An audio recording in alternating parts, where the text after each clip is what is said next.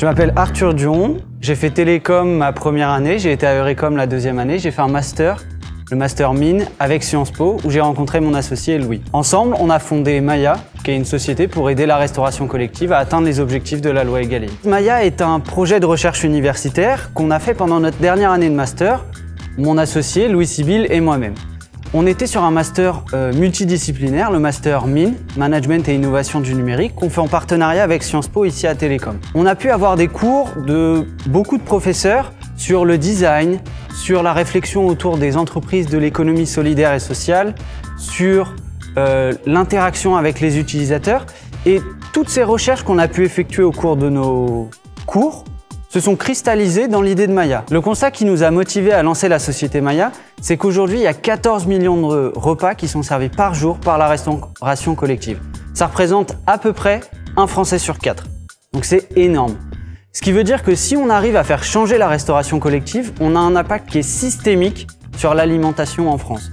Et après, on peut éduquer les enfants, dès le plus jeune âge, pour consommer plus durable, plus responsable, plus respectueux de l'environnement. On commence par créer un menu avec le chef de production qui lui du coup rend toutes les données intéressantes sur son menu, c'est-à-dire les recettes, combien il y a de convives.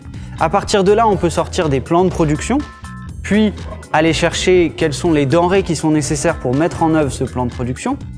Après, une fois que ça a été créé en tant que tel et qu'on peut consommer le repas, on a une mesure du gaspillage qui est là intéressante pour suivre si les plats ont plu aux convives ou pas.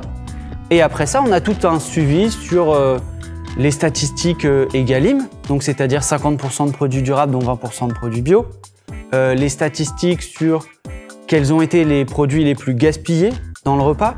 Comment est-ce qu'on peut faire pour les faire évoluer? Les objectifs de Maya sont d'apporter des solutions à la restauration collective et à la restauration de manière générale pour les accompagner à effectuer une transition alimentaire agroécologique vers des méthodes de production plus durables, des consommations plus durables et d'éduquer au maximum les consommateurs pour qu'ils consomment plus local, mieux tout simplement. Les projections pour les prochaines années pour Maya, c'est d'essayer d'atteindre déjà le million de chiffre d'affaires et d'atteindre aussi le million d'enfants qui sont servis en restauration collective qui utilisent l'outil Maya. On a été accompagné par 2 incubateurs, l'incubateur de Make Sense à Paris et l'incubateur de Sciences Po. Ces 2 incubateurs nous ont permis de découvrir un peu mieux le marché, de tester nos business models, de nous challenger sur comment on devait aussi mener certaines actions pour essayer d'être le plus efficace possible et d'arriver à réduire au maximum le gaspillage, proposer une alimentation durable,